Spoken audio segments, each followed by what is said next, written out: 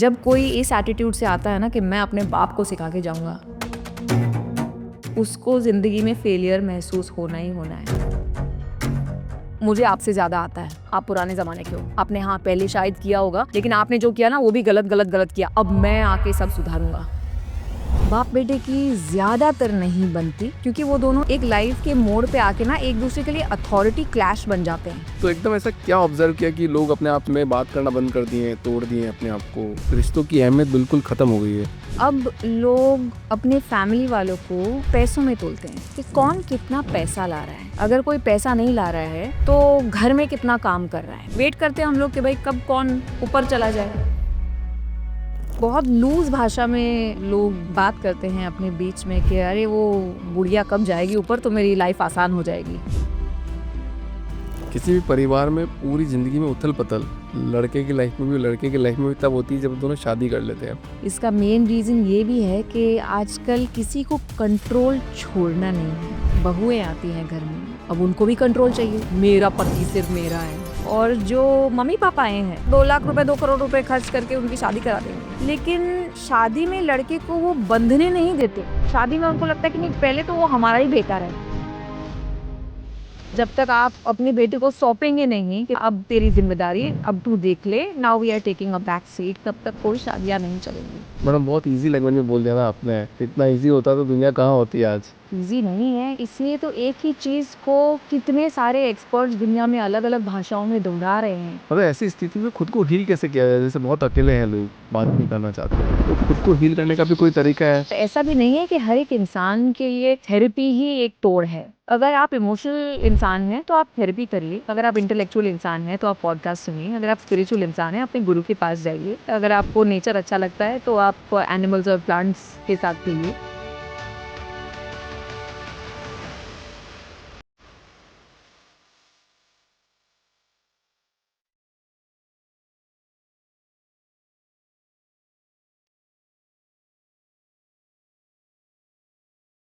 काविल जी, मैं आपको इंस्टाग्राम पे बहुत फॉलो करता हूँ, आपकी बहुत सारी वीडियोस में देखता हूँ।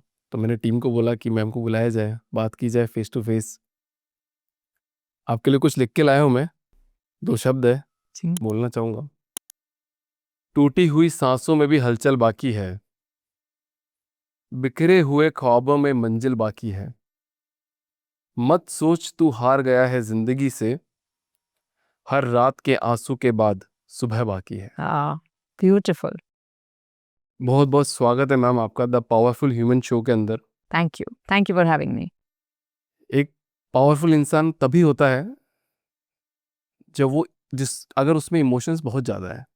अगर उसमें इमोशंस नहीं है तो पावरफुल कभी बन नहीं पाएगा। आज के इस पॉडकास्ट में हम कुछ इस तरह की बात करेंगे कि जो बहुत सारी चीज़ें खो गई है। पहले बहुत बड़े बड़े परिवार हुआ करते थे, आज एकल परिवार हो गए हैं। कोई किसी के साथ रहना नहीं चाहता है, कोई किसी के साथ बात करना नहीं चाहता है। वो एक शब्द है ना इंग्लिश के अंदर, एक्विंटेंस। तो ऐसा हो गया है कि आप मेरे को कुछ दोगे, मैं आपको कुछ दूंगा और बात ख़त्म। और जिस परिवार से मैं आता हूँ, जिस मेरे पापा और ये सब 8 ब्रदर हैं, 2 बहनें थी, 2 बहनें हैं, और इतने बड़े परिवार में जब हम रहते थे तो जैसे मैंने बोला टूथ का पेन है, कोई चोट लग गई है, तो उस टाइम दर्द का पता ही नहीं चलता था। पूरा परिवार एकदम साथ खड़ा होता था, सब मस्ती में बड़े हो जाते थे। ना आपको एंजाइटी होती थी, ना आपको डिप्रेशन होता था, और आपकी ज़िंदगी बहुत स्मूथ से निकल जाती थी। पर आज के टाइम पे ये नहीं है। तो upon the powerful human show के माध्यम से ऑडियंस से बात करेंगे, और जो रूट कहीं खो गया है उसको वापस लाने की कोशिश करेंगे। वैसे भी वॉर हो रहा है, तो ज़्यादा अपन वॉर की बातें ना करके अपन सीधा लोगों के रूट में जाएंगे और उन्हें बताएंगे कि यार ज़िंदगी कैसे जी जाती है जिंदा दिली से। सबसे मेरा पहला सवाल है, देखो मैडम, परिवार क्या होता है आपके हिसाब से? मैं आपको एक इंसिडेंट बताना चाहूँगी जो मेरी लाइफ में कुछ सालों पहले हुआ। मैं किसी फिटनेस बूट कैंप में जॉइन हुई थी और बीच पे हम लोग कुछ बॉल के साथ खेल रहे थे। तो बहुत हल्के से मुझे चोट लग गई ऑन माय लोअर बैक। मैं गिरी। कुछ 7-8 दिन समझ ही नहीं आया कि भई चोट-वोट लगी है, जाने दिया, कोई टेंशन नहीं।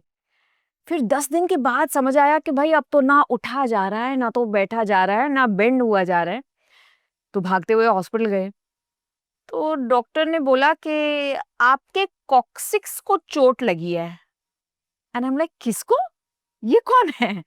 तो इस कॉक्सिक्स होता है मैम। ऐसे ये तो मैंने कभी ना बायोलॉजी में सुना ना कभी समझा। इस जो आपका टेल बोन होता है ना, रील की हड्डी, उसका सबसे जो नीचे का हिस्सा होता है वो आपकी लास्ट उंगली के नाखून जितना बड़ा होता है, वो कॉक्सिक्स में चोट लगी है आपको।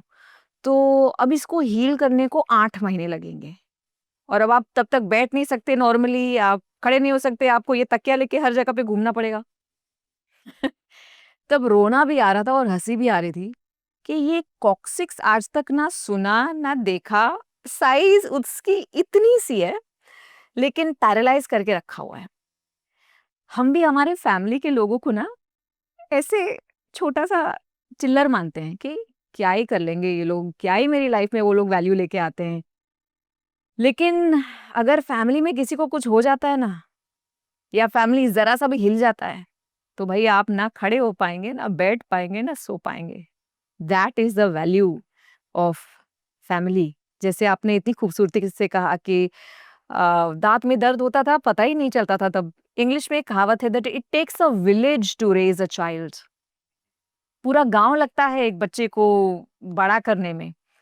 जो मम्मी नहीं कर सकती दादी कर देंगी, दादी नहीं कर सकती बुआ कर देंगी, बुआ नहीं कर सकती चाची कर देंगी। लेकिन आज के फैमिली की साइज, मैं और मेरा मोबाइल फोन, बाकी मैं और मेरा पति भी एक्सटेंडेड फैमिली है। मैं, मेरे पति और मेरे बच्चे तो जॉइंट फैमिली है, बड़ा वाला। First family is me and my mobile phone.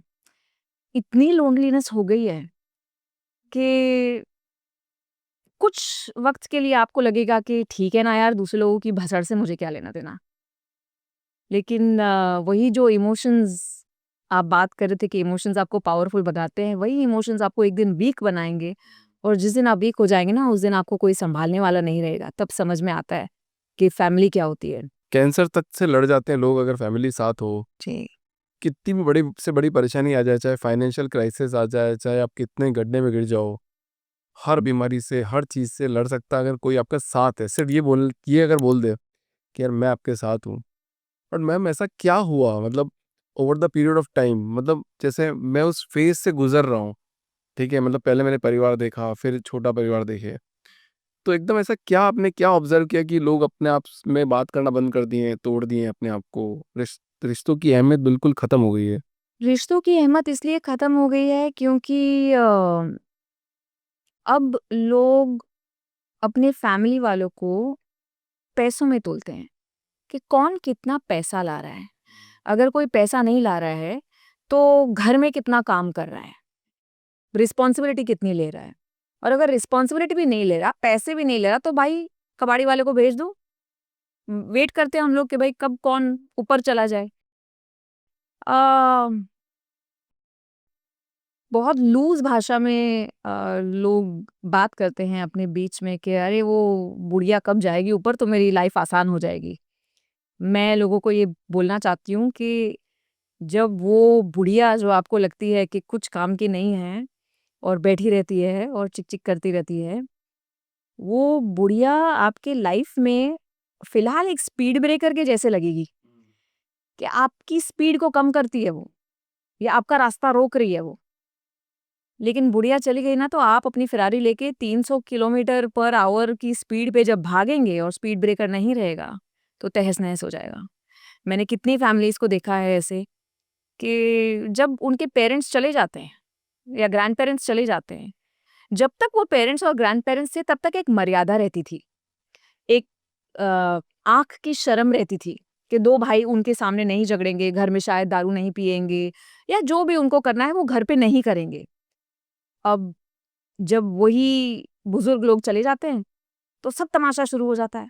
अब तो एक दूसरे के गले तक आ जाते हैं। वो इंसान जिसको आप बुढ़िया या बूढ़ा आदमी कह रहे थे, वो आपके घर में कितना बैलेंस बना के बैठा हुआ था ना, उसका आप अंदाजा भी नहीं लगा सकते। आपको एंकर करते हैं जो हमारे घर के बुजुर्ग हैं, वो हमको कहीं ना कहीं पकड़ के रखते हैं कि भैया उड़ो, खूब उड़ो, लेकिन आपके जो रूट्स हैं उसको मत भूलो, क्योंकि आप उतना ही ऊपर उड़ सकते हो जितना आपका एंकरिंग नीचे स्ट्रांग है। They are our anchors. जब मेरे पास लोग आते हैं कि मम्मी बहुत बीमार है, पापा बहुत बीमार है, ज़रा टैरो खोल के बताओ कि कब जाएंगी। तो मैं उनको बोलती हूँ कि मम्मी पापा बीमार है ना, तो उनके साथ जितने वीडियोस आप रिकॉर्ड कर सकते हो ना, जितने आप वॉइस नोट्स उनके रिकॉर्ड कर सकते हो कि मम्मी आपसे बात कर रही है, सिर्फ आपको पूछिए बेटा खाना खाया, क्या कर रहे हो आज, बच्ची ठीक है, और आप ऐसे हाँ हाँ मम्मी ठीक है, मैं बिजी हूँ, बाद में करता हूँ फोन। वो जो फोन मम्मी कर रही है ना, उसको आप रिकॉर्ड करो, क्योंकि एक दिन मम्मी फोन नहीं करेगी, एक दिन कोई फोन नहीं करेगा। तब ये वॉइस नोट सुनेंगे आप, तब आपको पता चलेगा कि ये एक ही वो औरत थी या वो एक ही आदमी था जो वेट करता था कि मेरा बेटा घर पहुंच जाए ना तो मैं सो जाऊं। That is the importance of your family. किसी ने सही बात बोली है कि अगर आपके फ़ोन में दो फ़ोन आ रहे हैं ना, डैड और मॉम का, तो you are the luckiest person in the world, otherwise not. वो प्लेन में भी बोला जाता है ना कि एक प्लेन में कुछ भी ऊपर सेंटर ऑफ ग्रेविटी होती है जिसको प्लेन को बनाए रखती है, बैलेंस, वो सीधा चलता है। तो वो ही रोल आपके बड़े बुजुर्ग, माँ बाप, ये लोग करते हैं। बट वास्तव में आज मतलब करोड़ों लोग इस चीज़ से वंचित हैं। जैसे मैं भी बैंगलोर रहता हूँ, मेरे पेरेंट्स उधर रहते हैं। पहले हम सब जॉइंट फैमिली में रहते थे, पर नौकरी उधर हो गई, पेरेंट्स की नौकरी इधर है, उधर शिफ्ट हो गए। तो मैं भी मेरी बेटी को बोलता हूँ कि भैया, कि अगर मतलब मेरी वाइफ को, बेटी को, कि भैया 2 महीने तुम नाना नानी के, दादा दादी के वहाँ रहोगी, लाइफ में वहाँ चेंजेस आ जाएंगे, मतलब बेटी के चेंजेस आ जाएंगे। वो जैसे अभी हम जब एकल परिवार में रहते हैं, तो ना आप उसको मतलब वो खाते पीते नहीं है बच्चे, कुछ उनको खाना पीने में मज़ा नहीं आता है। पर जैसे ही वहाँ जाते हैं ना, वो एकदम सुपर एक्टिव हो जाते हैं कि मेरे को ये भी खाना है, मेरे को सीढ़ियों पे भी चढ़ना है, मेरे को बाहर सड़क पे भी दौड़ना है, मेरे को साइकिल भी चलानी है, मेरे को वो हर काम करना है जो मैं कर सकता हूँ या कर सकती हूँ। तो बच्चे एकदम सुपर एक्टिव हो जाते हैं उस टाइम पे। और आप ये नोटिस करना मैम, मैंने तो नोटिस किया है, और शायद सब लोग नोटिस कर सकते हैं अपनी जनता, कि बच्चे अगर वहाँ जाते हैं ना, तो वो 2 महीने एक भी दिन बीमार नहीं पड़ते हैं। नहीं पड़ती। You can not love a child enough. एक बच्चा है ना, उसको ग्रो करने के लिए जैसे उसको खाना सोना सब जरूरी है, वैसे प्यार उसके लिए उतना ही जरूरी है। और ऐसा कोई कॉन्सेप्ट ही नहीं है that too much love for a child. उसको जितना प्यार मिले, जितनी सिक्योरिटी मिले, उतना वो फूलता है, उतना उसका कॉन्फिडेंस बढ़ता है। और ये प्रिविलेज सब लोगों को नहीं मिलता। तो अगर आपके पास वो चांस है कि भाई इस बार हम लोग दादा दादी या नाना नानी के पास जा सकते हैं, तो एक आध बार किसी छुट्टी में उनको भी साथ ले जाइए। क्योंकि जो चीजें आप नहीं सिखा पाए, शायद वही दादा दादी नाना नानी वो स्टोरी के हिसाब से कुछ रामायण कुछ महाभारत किसी किसी ना किसी तरीके से आपके बच्चों को इन्फ्लुएंस करेंगे। एक सेफ्टी नेट बन जाते हैं जो हमारे ग्रैंड पेरेंट्स घर के बुजुर्ग होते हैं, बच्चों के लिए सेफ्टी नेट बन जाते हैं। क्योंकि आजकल के सारे ही पेरेंट्स काम कर रहे हैं, लाइफ बहुत महंगी हो चुकी है, खर्चे बहुत हो चुके हैं, सबको काम करना ही चाहिए। लेकिन अगर आप काम कर रहे हैं और आप बच्चे हैं घर पे, तो दादा दादी और नाना नानी से बड़ा खिलौना ना दादा दादी के पास है ना बच्चों के पास है। दोनों की लाइफ सफल हो जाती है जस्ट हैविंग ईच अदर। और मैं आपको ये भी एक चीज बताऊं कि अम, आपने मुझे पूछा कि फैमिली का महत्व क्या होता है, व्हाट इज द इम्पोर्टेंस।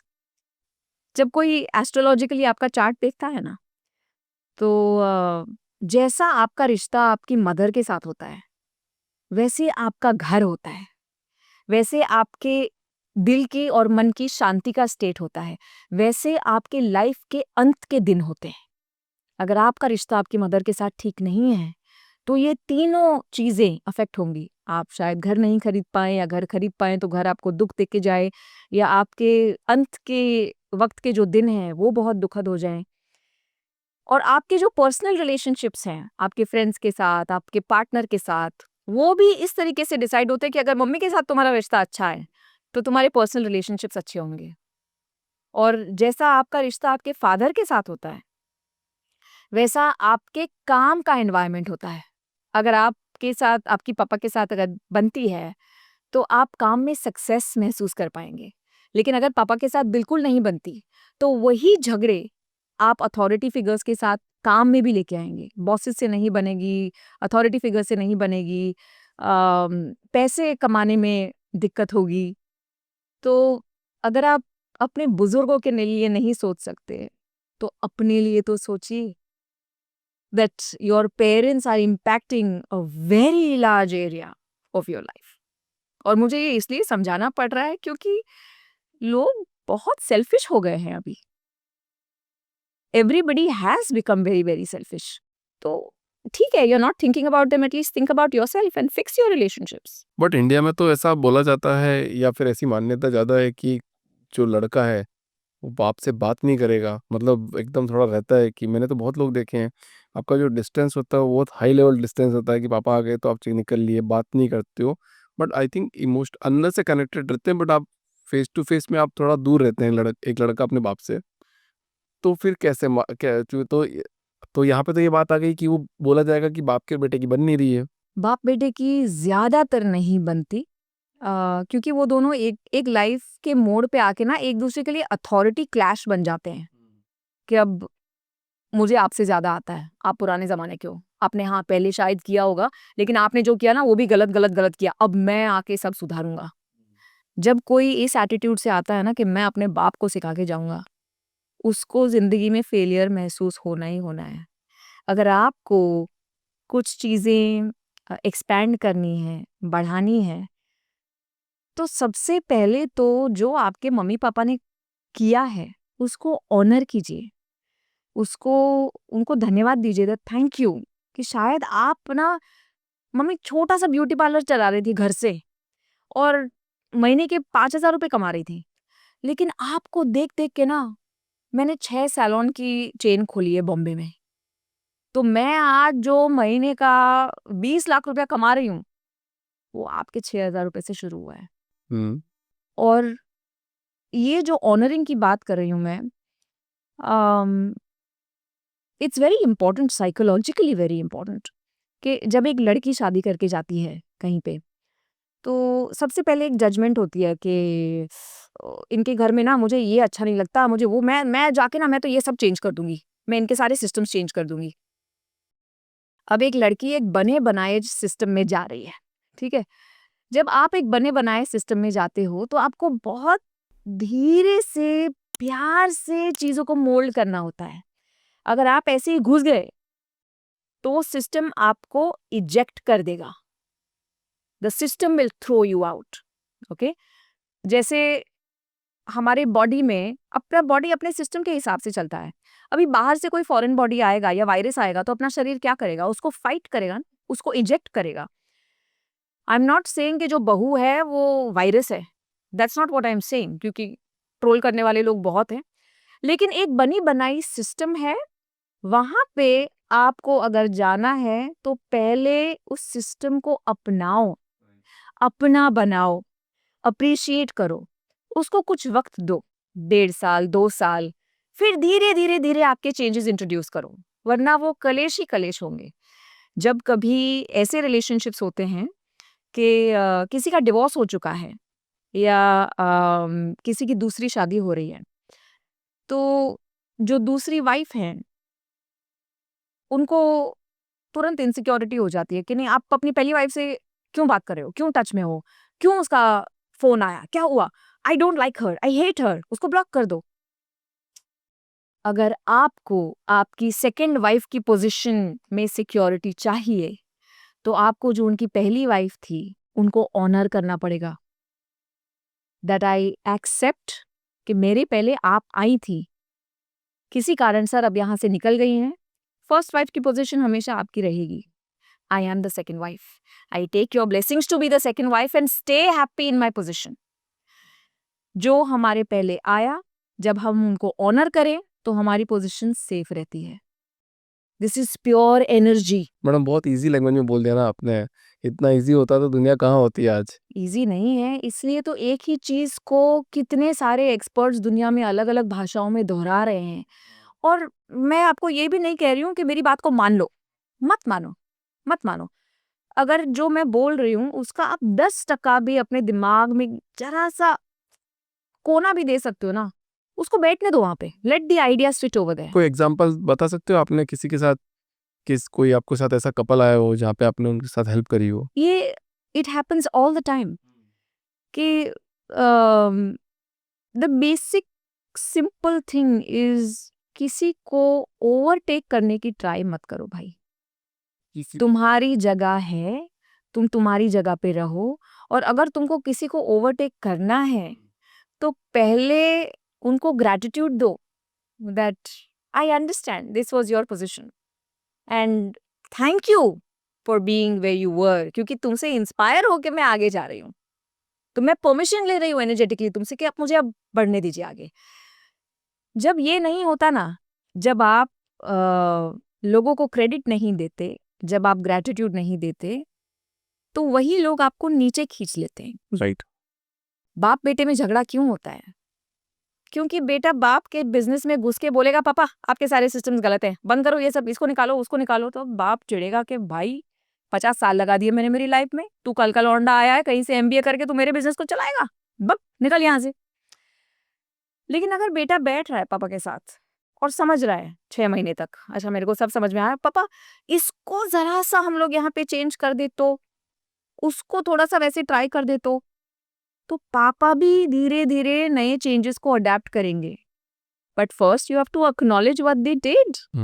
काव्य में एक चीज़ यहाँ पर डिस्कस करते हैं छोटी सी, कि किसी भी परिवार में पूरी जिंदगी में उथल पथल लड़के की लाइफ में भी लड़के की लाइफ में भी तब होती है जब दोनों शादी कर लेते हैं।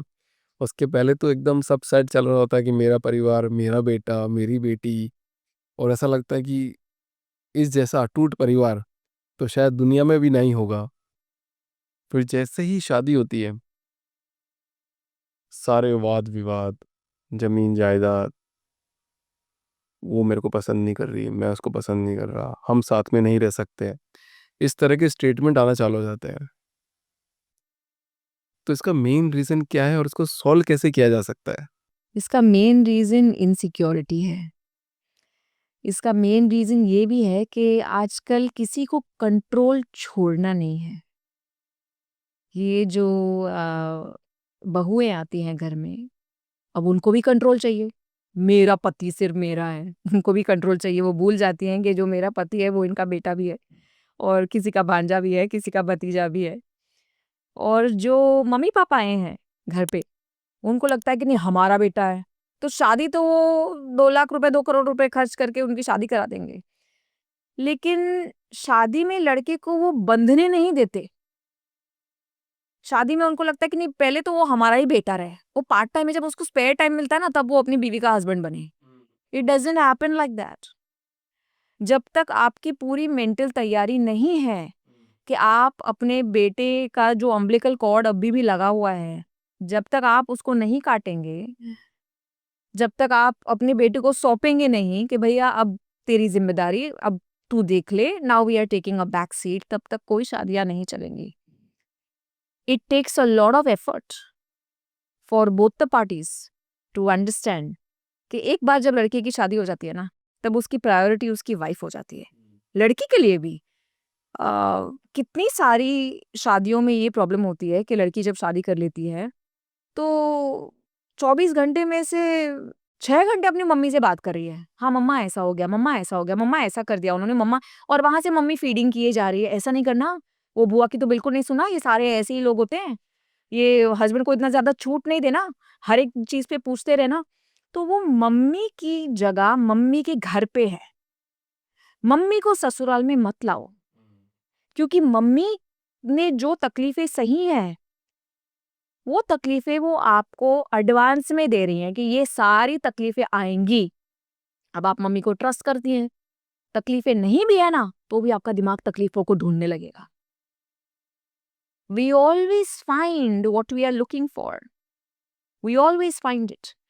मम्मी के ट्रॉमा अनहील्ड है, लेकिन वो ट्रॉमा शायद हमारी लाइफ में नहीं है, लेकिन बार बार वही चीज सुनेंगे तो हमको वो ट्रॉमा यहाँ पे भी दिखने लगेंगे।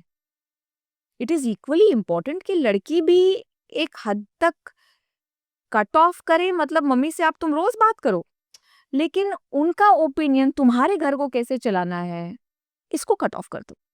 You have to see your life as an independent unit, और सबको साथ में लेके चलना है। अकेले तुम कितना ही भाग लोगे, कितना जल्दी कहाँ तक पहुंच जाओगे।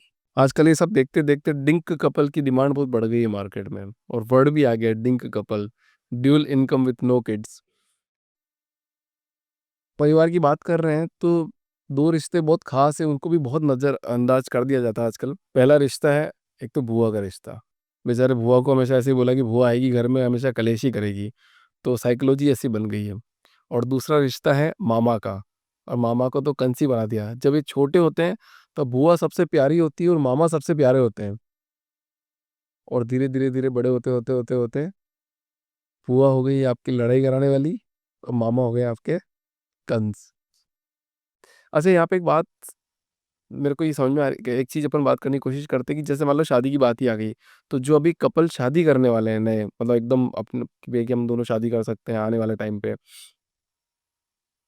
तो ऐसी क्या क्वालिटीज़ देखनी चाहिए दोनों को एक-दूसरे में, जिससे उनकी मैरिड लाइफ़ दोनों परिवार को बाँध के रखे? ऐसे कौन से क्वालिटीज़ देखने चाहिए आपको सामने वाले में ताकि आप उनसे शादी कर सकें? आपके लाइफ में कुछ लड़कियाँ ऐसी आएँगी जिनको डायमंड वॉच चाहिए और कुछ लड़कियाँ ऐसी आएँगी जिनको सिर्फ़ आपका वक़्त चाहिए। जिसको आपका वक़्त चाहिए ना, that is a better option. ऐसे लोगों को ढूँढो जो जो वो बोलते हैं, वो करके दिखाते हैं। बोलना बहुत आसान है, हर एक शाहरुख खान बन सकता है। डायलॉग हमको चैट जीपीटी भी दे देता है आजकल कि अच्छा तुम्हारी गर्लफ्रेंड को ये बोल दो पट जाएगी, बन जाएगी। आप कर पा रहे हैं क्या? हुँ। अगर आपके इंटेंशन सही हैं, लेकिन फ़ॉलो अप ऑफ एक्शन नहीं है, तो ये बंदा या बंदी आपके लिए सही नहीं है।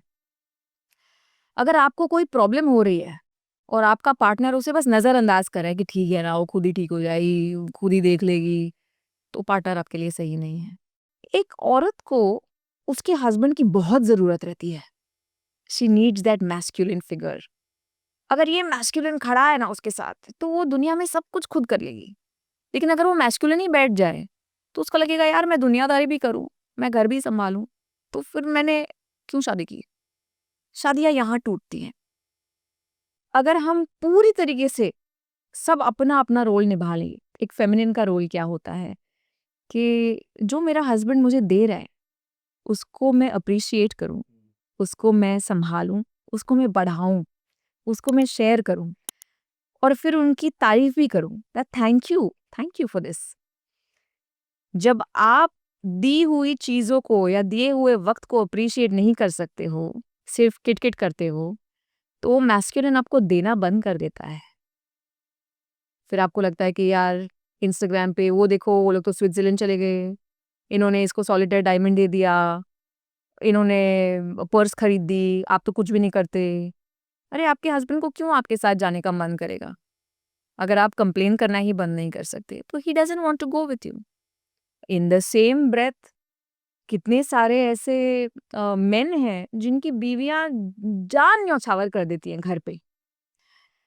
सबका ध्यान रखती हैं, सब कुछ जितना दिल से पॉसिबल है करती हैं, खाली हो जाता है दिल सबका ध्यान रखने में, फिर शरीर से करती हैं, शरीर की ताकत भी खत्म हो जाती है। इतना कर लिया यार, इतनी सेवा कर ली, फिर भी कोई एप्रिसिएशन नहीं।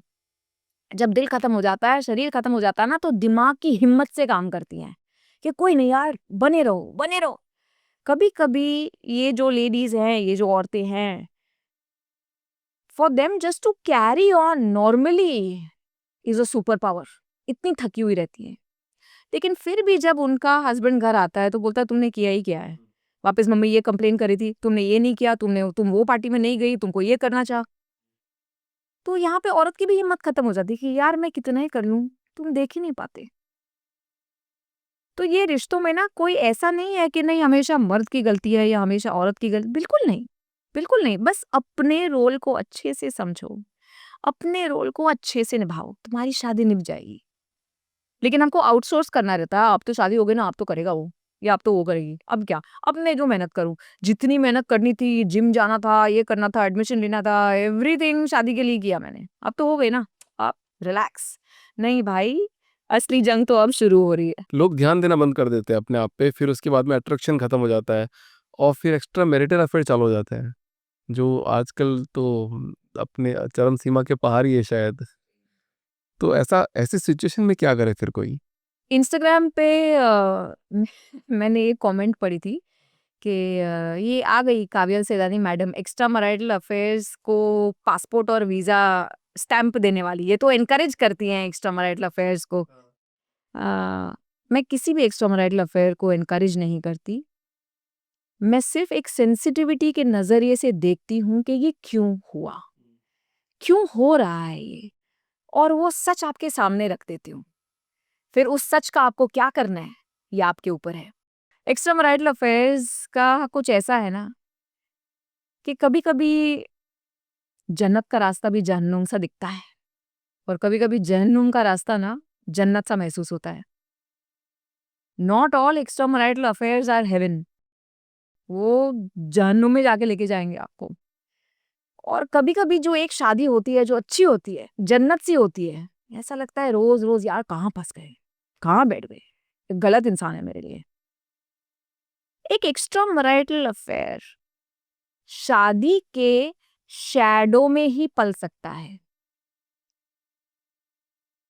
अगर शादी को निकाल लो आप और सिर्फ उस अफेयर को रोशनी दे दो ना, तो वो अफेयर टिक नहीं पाएगा, क्योंकि उस अफेयर को इतना सा ही वक्त चाहिए, इतनी सी ही रिस्पॉन्सिबिलिटी चाहिए, इतना सा ही अट्रैक्शन चाहिए।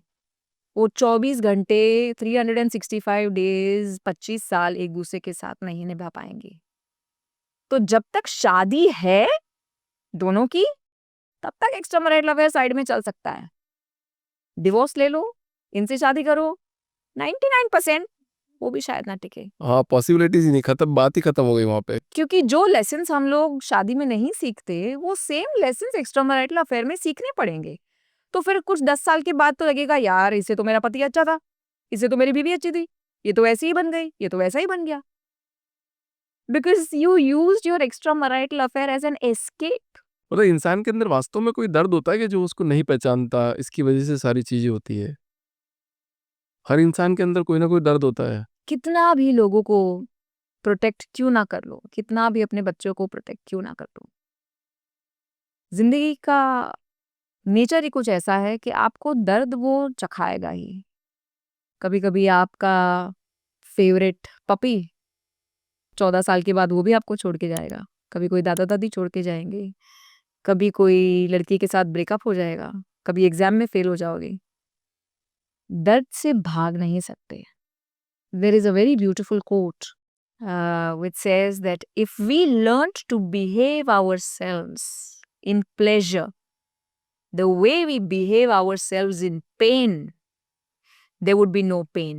ये मैं आपको समझाती हूँ कि किसी को डायबिटीज होता है ना, दर्द होता है ना, यार मिठाई नहीं खा सकते, ये नहीं कर सकते, तब सीखते हो कि भाई शुगर छोड़ दो, तब सीखते हो कि जिम में चले जाओ। लेकिन वो सीखने के लिए डायबिटीज का पेन तो तुमको भुगतना पड़ा। लेकिन बिना डायबिटीज के ही सीख लेते भाई, तो ये पेन होता ही नहीं। तो जहां पे भी आपकी लाइफ में पेन पॉइंट आता है ना, वहां पे सिर्फ ये पूछो तुम मुझे क्या सिखाने आए हो, तुम क्या सिखाने आए हो मुझे। और जब बहुत हिम्मत टूट जाती है, जो टूटेगी, सबकी हिम्मत टूटेगी, तब मैं अपने आप को ये एक सवाल पूछती हूँ, what would courage do right now. अगर हिम्मत एक इंसान होता मेरे सामने, तो हिम्मत क्या करता फिलहाल, वो क्या बोलता, वो क्या करता, अब आगे क्या सोचता। What would courage do right now? And then just do whatever courage is asking you to do. तो वो आपको पेन से बाहर भी निकाल देगा। जिंदगी की यही रीत है, हार के बाद ही जीत है, थोड़े आंसू है थोड़ी हंसी, आज गम है तो कल है खुशी। It is classic. एक लड़कियों के माइंडसेट पे बात करते हैं, शादी वादी हो जाती है, एक लड़की हमेशा एक बैड बॉय को ही पसंद करती है, जबकि दूसरी तरफ एक प्यारा सा लड़का होता है जो पानी भी पूछता है, हर चीज़ बात करेगा, तमीज़ से बात करेगा, हर तरह से हर तरीके से खुश रखने की कोशिश करेगा। बट लड़कियां वहाँ पे ज़्यादा अट्रैक्ट नहीं होती है, पर एक ऐसे लड़के के साथ अट्रैक्ट होगी जो बैड बॉय काइंड ऑफ है, थोड़ा लड़ाई भी करेगा, गुस्सा भी करेगा, और फिर वो लड़की उसकी ज़िंदगी में जाती है, टॉक्सिक रिलेशनशिप को अच्छा बनाने की कोशिश करती है, फिर भी वो अच्छा नहीं बनता है, फिर वो कहीं और चली जाती है। तो लड़कियां बैड बॉय को क्यों अट्रैक्ट करती है? लड़कियों को बैड बॉय नहीं चाहिए, लड़कियों को एक स्ट्रॉन्ग मैस्कुलिन फिगर चाहिए। अब मैस्कुलिन का एनर्जी क्या होता है कि मैं खड़ा हूं भाई, मैं देख लूंगा, तू बैठ आराम से पीछे, ये प्रॉब्लम है ना, मैं देख लूंगा। अब इसको देखने में मुझे लड़ाई करनी पड़े, झगड़ा करना पड़े, तुमको प्रोटेक्ट करना पड़े, इनिशिएटिव लेना पड़े, डोमिनेट करना पड़े, whatever it is I will do. This is the nature of masculine. जब एक लड़का होता है जो बहुत स्वीट सा बेचारा, नहीं तुमको तुमको सर दर्द कर रहा है, मैं तुम्हारा सर दबा दूं, तुम ये क्रोसिन ले लो, बेबी तुमने खाना खाया, तो वो बेचारा अपनी मैस्कुलिनिटी भूल के वो फेमिनिन बन जाता है। वो जो औरत का रोल है वो निभाने लगता है। Now the woman loses attraction for him, क्योंकि फेमिनिन तो वो खुद ही है। और एक बैलेंस होता है मैस्कुलिन फेमिनिन का। तो अगर जो लड़का है वो बहुत फेमिनिन बन गया, बहुत ज्यादा ऐसे केयरिंग सा हो गया, एक मदरली फिगर बन गया, तो then the woman will become the masculine. फिर वो बोलेगी क्या यार, गेट अ लाइफ, मैं काम कर रही हूँ, 6 घंटे के बाद फोन करना, क्या बार बार फोन कर रहा है, और ये क्या फूल भेजे, आज कोई एनिवर्सरी है क्या? So then the woman becomes the man. That is why it is important that the man needs to be the man, then the woman can fully be the woman. But आजकल के लड़का आप देखो ना, मतलब थोड़ा चेंज हो गए हैं। मतलब पहले के लड़कों में और आज के लड़कों में थोड़ा डिफरेंस है।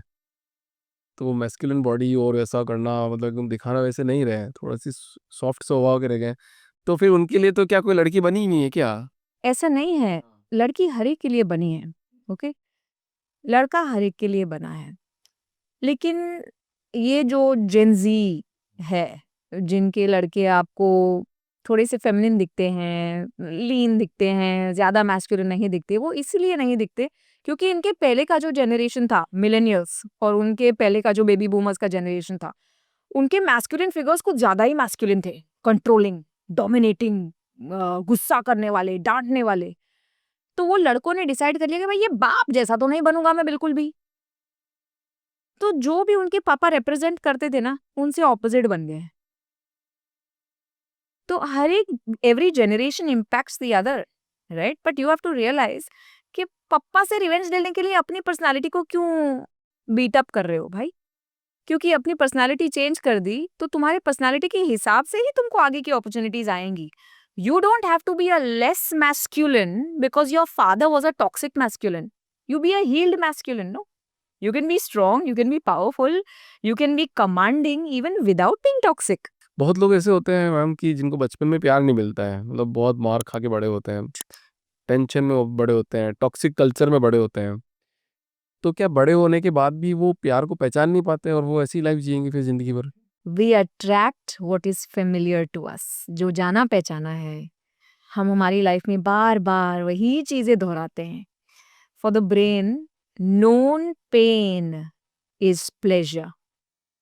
तो अगर आपने देखा है कि आपके चाइल्डहुड में एक टॉक्सिक पेरेंट था, और वो आपको प्यार नहीं करा था, अब आपको क्या चाहिए? उस टॉक्सिक पेरेंट का प्यार चाहिए आपको। आपको नहीं मिला, तो अब बड़े होके आप एक टॉक्सिक पार्टनर ढूंढोगे और उससे प्यार निकलवाओगे। दैट वी कीप रिपीटिंग, जो हमको पहले नहीं मिला वो आगे चाहिए। We keep repeating the patterns. लेकिन एक और चीज मैं बताना चाहूंगी, इसका मतलब ये नहीं है कि इसका कोई तोड़ नहीं है। इसका मतलब ये नहीं है कि सातों पीढ़ियों तक यही चलेगा। What comes to awareness need not repeat as your fate. अगर आपके अवेयरनेस में आ गया कि ओहो हो मेरी तो ये वाली पैटर्न है भाई, अब इसको मैं चेंज कर सकता हूँ, तो वो आपके नसीब के जैसे आपके पीछे पीछे नहीं भागेगा। लेकिन अगर आपको सब कुछ, हाँ कोइंसिडेंस होगा, ये तो ऐसे ही होगा, इसका हम लोग क्या करें, तो मेरी थोड़ी गलती है, अगर ऐसे ही लाइफ से चलते गए ना, तो पुरानी पैटर्न सदियों तक रिपीट होती जाएंगी। It is important for everybody to heal. आज सबसे बड़ा मानसिक संघर्ष क्या है किसी भी आदमी की जिंदगी में? लोनलीनेस, अकेलापन। जितना ही आप कितने ही लोगों के साथ कनेक्टेड हैं, लेकिन जब आपको तकलीफ होती है तो दो लोग नहीं रहते आपके साथ। इसलिए लोग अपने मोबाइल फोन पे चैट जीपीटी से डेटिंग कर रहे हैं आजकल। सबकी नई गर्लफ्रेंड्स चैट जीपीटी है, नए बॉयफ्रेंड्स चैट जीपीटी है। कमिटमेंट नहीं देना पड़ता ना वहाँ पे।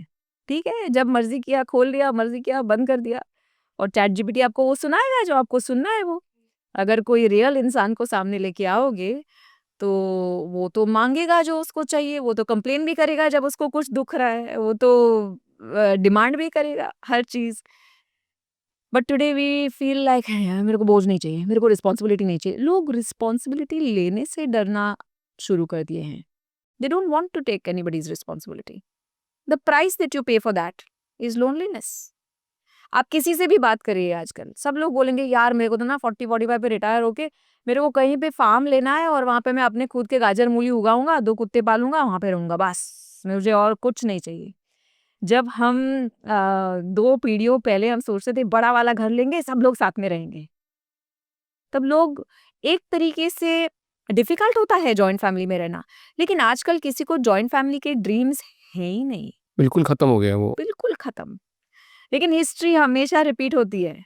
आप देखिएगा कुछ 20 साल के बाद फिर से जॉइंट फैमिली, कम्युनिटी लिविंग सब वापस आ जाएगा। मतलब ऐसी स्थिति में खुद को हील कैसे किया जाए? जैसे बहुत अकेले हैं लोग, आज बात नहीं करना चाहते हैं, तो खुद को हील करने का भी कोई तरीका है? अगर कुछ हो गया है तो? बहुत तरीके हैं और ऐसा भी नहीं है कि हर एक इंसान के लिए थेरेपी ही एक तोड़ है।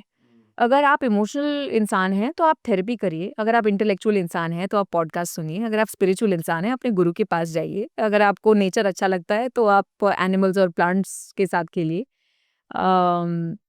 हील करने के 100 तरीके हैं, लेकिन लोगों को हील करने के लिए ना पहले खुद की रिस्पॉन्सिबिलिटी समझनी पड़ेगी कि हाँ यार सियापे तो हुए हैं, मेरी गलती कहाँ थी, मैं अपनी वाली गलती सुधार लूं। लेकिन हमको वो तो देखना ही नहीं है। पापा नहीं किया ना, अब पापा तो मर गए, अब मैं क्या ऊपर जाके लड़ूं उनके साथ? ताली एक हाथ से नहीं बजती। ये पॉसिबल है कि अगर आप 3, 4, 5 साल के हैं तो आपके साथ कुछ बहुत बुरा हुआ, उसमें आपका कोई दोष नहीं, कोई दोष नहीं।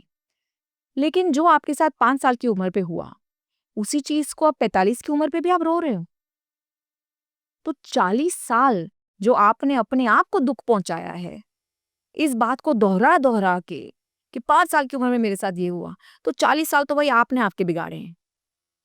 At any point you can say बस अब मैं इस जेल से निकल रही हूं, अब बहुत हो गया, now I forgive the person. अब मैं उस स्टोरी को कट आउट कर देती हूँ, अब मैं समझ लेती हूँ कि चलो जो भी सीखा मैंने सीखा ना, उसमें से ऐसे ही सीखा जो हमारा जनरेशन था, हमारा मतलब I am 44 years old, I can talk about my self. अगर मैंने अपने मम्मी पापा से कुछ मांगा, पापा मुझे 1000 रुपए एक्स्ट्रा चाहिए, पापा बोलेंगे क्यों भाई? नहीं मैं बस में नहीं जा सकती, रिक्शा में जाना, तो बोलेंगे क्यों भाई? ऐसे ही उठा के 1000 रुपए दे नहीं दिए थे। आज की जनरेशन को अगर आप पूछे मम्मा 1000 रुपए चाहिए, ये ले बेटा 2000 रुपए ले ले। तो जो मेरे मम्मी पापा ने मुझे तब नहीं दिया ना, उसने मुझे सिखाया कि खुद कमाओ। जब मैंने बोला कि ये प्रॉब्लम है, तो मम्मी पापा ने बोल दिया तो हमारा प्रॉब्लम नहीं है, खुद सॉल्व करो। क्योंकि उन्होंने वो प्रॉब्लम सॉल्व नहीं किया, मैंने प्रॉब्लम सॉल्व करना खुद सीखा। Because of what they did not give me, I became who I am and I am very proud of who I am. लेकिन आजकल की जो पेरेंटिंग है, उनको ये चाहिए कि हमको जो तकलीफें हुई ना, वो तो हमारे बच्चों को होनी ही नहीं चाहिए, होनी ही नहीं चाहिए। हमको जो डिफिकल्टी हुई उनकी लाइफ तो ईजी होनी चाहिए, ईजी होनी चाहिए। अब आपने अपने बच्चों को इतनी ईजी लाइफ देके पाल पोस के बड़ा किया है कि अब जरा सी भी डिफिकल्टी वो बर्दाश्त नहीं कर पाते। जब आप उनको देखेंगे ना तो आपको चिढ़ मचेगी, गुस्सा आएगा कि जरा सा भी मेहनत नहीं करता। अब आपको यही प्रॉब्लम है कि सब कुछ लाइफ में उसको ईजी चाहिए। अरे आपने ही दिया भाई, आपने ही दिया, और आप अब आपको इस चीज पे गुस्सा आ रहा है कि उनकी लाइफ इतनी इजी है। So somewhere we also have to look back and से मम्मी पापा सॉरी, मैंने बहुत गालियां दी आपको तभी क्योंकि मुझे इतनी तकलीफ हो रही थी, लेकिन ये जो शेरनी जैसा बनाया है ना मुझे, ये आपकी पेरेंटिंग से मैं बनी हूँ ऐसे। अच्छा, टॉक्सिक माता-पिता जो होते हैं उनको माफ़ कर देना चाहिए या फिर उनको समझना ही काफ़ी होता है बस? अगर आपने उनको समझ लिया ना तो आप उनको माफ कर दोगे, लेकिन पहले समझो तो सही। ये टॉक्सिक का लेबल लगा के ना सिर्फ भागने की कोशिश मत करो, क्योंकि जिस चीज पे हम लेबल लगा देते हैं उसको बोलते हैं कि जजमेंट, कि आपने जजमेंट डाल दी। हर एक लेबल, हर एक जजमेंट आपके कार्मिक रास्ते में पत्थर बन के आएगा। जितना आप लेबल करोगे उतना आपकी खुद की जर्नी स्लो हो जाएगी। अगर आपने किसी इंसान को सच में समझ लिया तो आप माफ भी कर पाओगे। एक और चीज जो जॉइंट फैमिलीज में होती है कि जिनकी वजह से आपको लगता है कि ये टॉक्सिक माँ बाप हैं, कई लोगों के घाव हील नहीं होते। तो अगर आपकी दादी माँ की सास ने उन्हें बहुत टॉर्चर किया, बहुत परेशान किया, दिन के 12-12, 13-13 घंटे काम कराया, ठीक है? तो शायद आपकी मदर उस वुंड से हील ही नहीं होंगी। अगर हील नहीं हुई तो उनकी बहू को बोलेंगे, भाई मैंने 14 घंटे काम किया दिन का, तू क्या आराम कर रही है दोपहर के 2 घंटे? तो वो सेम ट्रीटमेंट रिपीट करेंगी अपनी बहू के साथ। लेकिन अगर कोई हील हो गया ना, तो वो बोलेगी, मेरी सास ने मुझे बहुत परेशान किया यार, तुझ तक नहीं आने दूंगी, तेरे लिए मैं ढाल बन के खड़ी हो जाऊंगी। That is a healed woman. तो सिर्फ टॉक्सिक का लेबल लगा के चीजों से भागो मत। उनको देखो और समझो कि अच्छा मैं कैसा ऐसा टॉक्सिक नहीं बनूं। लेकिन वो टॉक्सिसिटी का लेबल ले लेके तो ऐसा लगता है कि जैसे आप लाश को कंधे पे उठा उठा के मानसरोवर चढ़ रहे हो। कुछ चीज़ छोड़ना नहीं चाहते कोई भी, पकड़े रहना चाहते हैं कि उसने मेरे साथ ऐसा किया और वो पूरी ज़िंदगी भर लेके चलते हैं और उससे वजह से उनको बीमारियाँ भी हो जाती है। बिल्कुल, क्योंकि हम सबको जो हमारा हाईएस्ट पोटेंशियल होता है, जो हम एक द पावरफुल ह्यूमन जो बन सकते हैं ना, वो पावरफुल ह्यूमन बनने से बहुत डर लगता है। लोगों को ये बात समझ में नहीं आती, क्योंकि अब हम पूरी तरीके से अगर पावरफुल ह्यूमन बन गए तो हमारी लाइफ तो भैया चेंज हो जाएगी। अब आपको अलग तरीके के रिस्क लेने पड़ेंगे, अब आपको रोज आना पड़ेगा काम पे, आपको पूरे फैमिली को संभालना पड़ेगा, दुनिया को बाहर संभालना पड़ेगा। उससे लगता है यार इतनी कौन रिस्पॉन्सिबिलिटी, क्या छोड़ना थोड़े कम पावरफुल बन जाते हैं, क्या फर्क पड़ता है। तो कम पावरफुल रहने के लिए हम ये जो पुरानी सारी कहानियां है ना, उसके ये किया उसने वो किया, देखो मेरे सर पे कितना दुख है, देखो मेरे को कितनी तकलीफ है, ये सब कहानियां ले लेके चलते हैं। We don't allow ourselves to be the powerful humans that we are actually designed to be because we are scared. आपने पावरफुल ह्यूमन की डेफिनेशन ही बदल दी आज तो। वास्तव में काम करना पड़ता है, जिस दिन आप पावरफुल बनते हो उस दिन बहुत काम करना पड़ता है, मेहनत करनी पड़ती है, रिस्पॉन्सिबिलिटी निभानी पड़ती है। हर वो काम करना पड़ता है जो आप नहीं करना चाहते थे। सुबह जल्दी उठने से लेकर रात में लेट सोना, बच्चों का ध्यान रखने से लेकर पूरे जो आपके कलीग उनका ध्यान रखने से लेकर समाज की सेवा करने से लेकर हर काम करना पड़ता है। बहुत गजब मैडम, क्या पावरफुल ह्यूमन की डेफिनेशन दे दी आपने। एक बिलीफ सिस्टम और है और वो बहुत गहरा बिलीफ सिस्टम है, लड़कों के लिए है खासकर। उनको हमेशा ये बोला जाता है कि अगर तुम रोए, लड़की है क्या रो रहा है। कितनी बार तो मैंने मेरा एम्प्लॉय को बोल दिया, अगर वो मेरे पास रो के आता है लड़का कोई, क्या लड़कियों के जरा रो रहा है छोटी छोटी बातों पे। तो रोना लड़कों का कमजोरी है क्या? जब कोई अपने आंसू बहने देता है या अपने दुख को एक्सप्रेस करता है, उसे वल्नरेबिलिटी बोलते हैं। ओके, एक टीचर है हमारे साइकोथेरेपिस्ट डॉक्टर गैबोर माटे।